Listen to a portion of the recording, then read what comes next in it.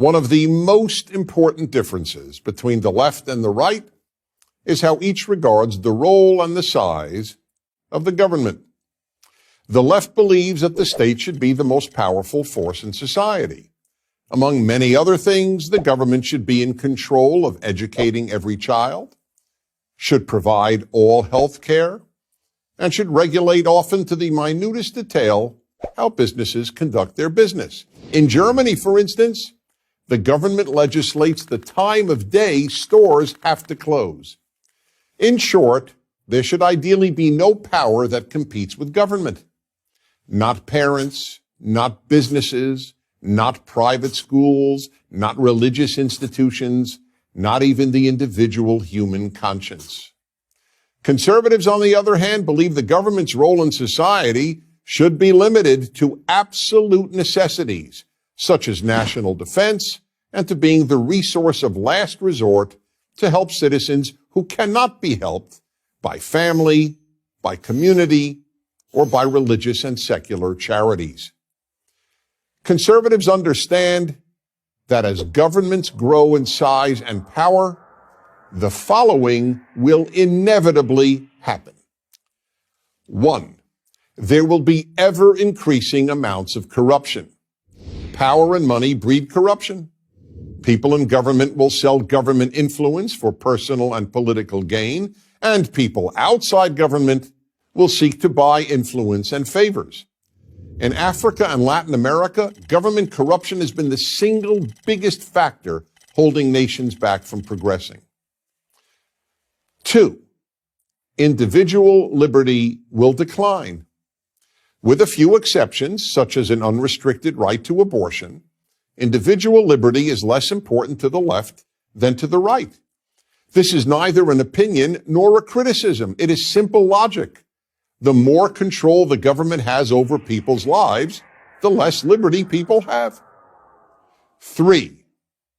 Countries with ever-expanding governments will either reduce the size of their government or eventually collapse economically.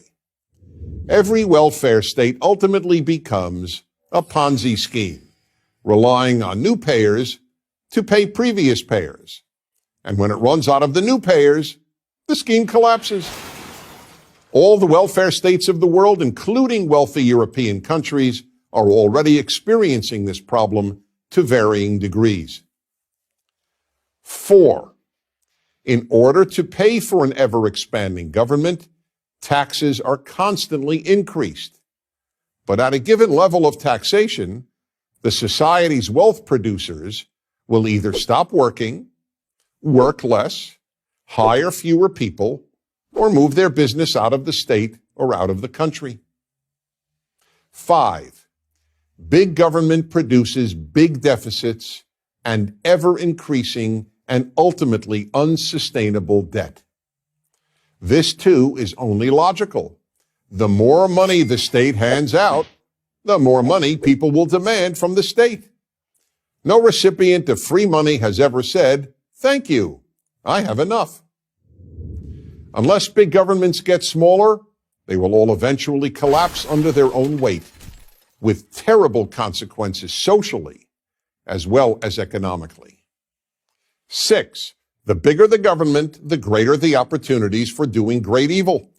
The 20th century was the most murderous century in recorded history. And who did all this killing? Big governments. Evil individuals without power can do only so much harm. But when evil individuals take control of a big government, the amount of harm they can do is essentially unlimited. The right fears big government. The left fears big business. But Coca-Cola can't break into your house or confiscate your wealth. Only big government can do that. As irresponsible as any big business has ever been, it is only big government that can build concentration camps and commit genocide. 7. Big government eats away at the moral character of a nation. People no longer take care of other people. After all, they know the government will do that. That's why Americans give far more of their money and volunteer far more of their time to charity than do Europeans at the same economic level.